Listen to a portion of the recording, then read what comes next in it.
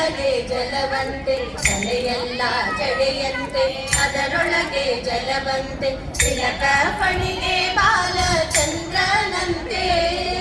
ಹೊಳೆವ ಕಿಡಿಗಣ್ಣನಂತೆ ನಂಜು ಗೊರಡನಂತೆ ಹೊಳೆವ ಕಿಡಿಗಣ್ಣನಂತೆ ನಂಜು ಗೊರಡನಂತೆ ತಲೆಯುಂಡ ಮಾಲೆಯ ಕೊರಳಿ ಹಾಕಿದನಂತೆ ಅಕ್ಕ